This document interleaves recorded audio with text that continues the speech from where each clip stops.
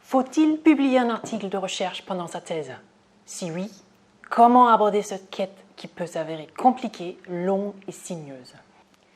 À destination des jeunes doctorants, notre chapitre dans l'ouvrage L'expérience de la thèse en management explore cette quête de la publication pendant la thèse. Il évoque les éléments clés préalables à la rédaction et détaille les différentes étapes des processus de soumission et de publication. Il contient une boîte à outils proposant 8 conseils, développés après avoir interrogé plusieurs doctorants et jeunes docteurs sur le sujet. Explorons-en quelques-uns dans cette vidéo. Le premier conseil, prendre le temps de réfléchir à la nécessité de publier, remet en question la pression exercée sur les doctorants et souvent par les doctorants eux-mêmes sur ce sujet. Disons-le haut et fort. Vous pouvez écrire une thèse extraordinaire, recevoir récompense et honneur pour votre travail, vous engager dans une brillante carrière dans le monde académique et cela sans avoir publié pendant votre thèse.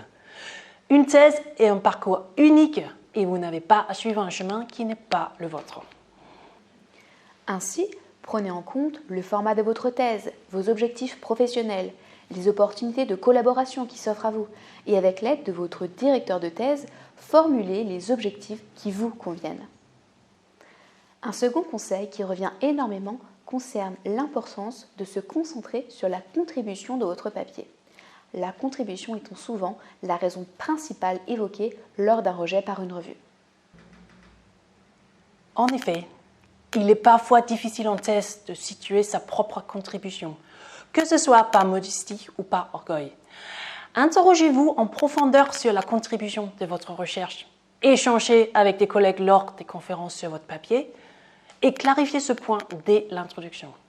Cela augmentera vos chances de passer le desk reject. Le troisième conseil concerne la nécessité de prioriser les publications de qualité tout en s'affranchissant des classements. En règle générale, il est recommandé d'avoir un plan de publication où sont listées 2 ou 3 revues cibles, listées notamment selon leur classement. La majorité vise dans un premier temps la revue jugée la plus prestigieuse et après avoir essuyé un éventuel refus, s'adresse dans un second temps à une autre revue moins bien classée.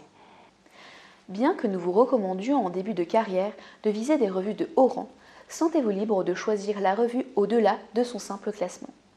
Si la communauté avec laquelle vous souhaitez interagir et débattre publie principalement dans une revue de qualité moins bien classée, allez-y. Les classements comme celui de la FNEJ ou du HCRS restent bien entendu des indicateurs de qualité. Mais la course à la publication a ses défauts, alors n'hésitez pas à vous affranchir de ces dictats.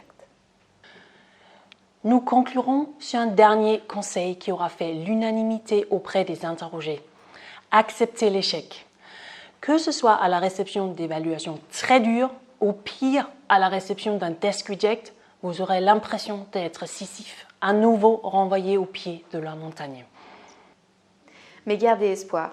Le processus de révision est compliqué et les desk rejects, bien que blessants et multiples, font partie du jeu. Ne le prenez pas personnellement. Et bien qu'à cet instant vous n'aurez aucune envie de retravailler votre papier, il vous faudra trouver la force de rebondir et de ne surtout pas baisser les bras.